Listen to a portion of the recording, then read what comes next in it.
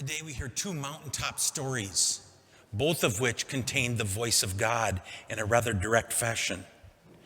But it's really hard to say that these two stories fit together. They are so different. Abraham and Isaac, Peter, James, and John, and Jesus. Mountaintop experience.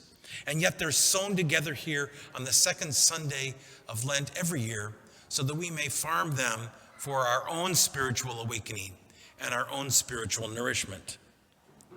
Abraham and Sarah longed for a child. The text says they were more than 90 years old when three angels appeared to them and gave them a message that they would soon have a child. Sarah, hiding at the entrance of the tent, laughed at the angels. When she gave birth 9 months later, they named the child Isaac, a name which in Hebrew means laughter, remembering Sarah's laughter at the angels. The child was Abraham's pride and joy. Over and over again, he indulged the child, gave him everything he could possibly want. And in the promise of the child was the promise that Abraham's heritage would live on forever, like the sands of the seashore, the stars of the night sky.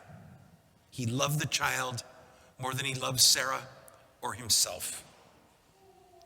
So the voice of the Lord comes in this shocking story, what God has asked Abraham to do. The great American Catholic author Flannery O'Connor says, when you're speaking to the deaf, sometimes you have to shout. And when you're dealing with the nearly blind, you have to draw large and startling pictures. The story of Abraham and Isaac on the mountain is a large, startling story that shouts a message at us. Abraham feels the tug of the Lord to sacrifice Isaac on the mountain. The story is not about parents killing their children at all. It's a spiritual story about how much Abraham loved Isaac. God tested Abraham to see if this precious gift was more important to him than his relationship and obedience to God. There's a moral in this story here for all of us. What is your Isaac? What is the thing that you might love and hold dear to your heart more than the love of God, who has given us every bit of life and everything that we have and everything that we know? What is it that you hold close to your heart that gets in the way sometimes of you responding to God's goodness and laying your life down in the presence of God? Jesus, James, and John go up on another mountain, revealed in a beautiful way. If you've ever been to Esterville and you've seen in St. Patrick's Church this huge 3-story tall image, a mosaic of this image of the Transfiguration, one of the largest pieces of art in this part of the country. The story, of course, is about who Jesus is. The prophets there represented by Elijah and the law represented by Moses, the whole traditions of the Hebrew people coalescing here. Peter's so excited that he wants to build a shrine there so they could dwell there and remember this experience.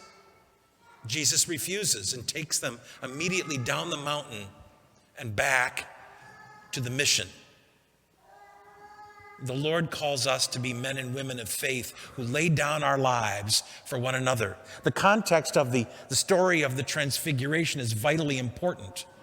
Just in the verses just before this story in the 9th chapter of Mark's Gospel, in today's version, Jesus predicts his passion for the first time. He tells his disciples that he's going to die on the cross. The disciples, of course, don't want to hear anything about this. They argue with Jesus. They refuse to accept this ultimate goal. Jesus takes them down the mountain and back to the mission that leads to Jerusalem and its cross. The Lord calls us to be men and women of faith who love the Lord above all else. And the promise, of course, for us is that our blessings, our successes, our goodness comes from our love of God. If we love the Lord first and above all, then all the rest will follow. But as we follow Jesus, it's vitally important for us to remember that he goes to the cross. At the heart of the Christian gospel is a death to self so that Christ can live in us. That's the hard part. If it was all about mercy and joy and nourishment and feeding, that'd be wonderful. But at the heart of the gospel is the cross. Let us ask the Lord for the courage to hear him calling us to lay down our lives for one another, to build up, to nourish, to cast mercy into the lives of those around us. For this is the gospel passage, to stand true to the God who has given us every bit of life, to lay down our lives in imitation of the Lord who calls us to goodness and holiness. Just a few moments ago, we sang from Psalm 116, one of the Psalms of Ascent in the Old Testament book of Psalms. It was written specifically for the liturgical function of going to the temple in Jerusalem for pilgrimage in offering of thanksgiving to God. The Hebrew people sang the psalm as they mounted the steps to the temple.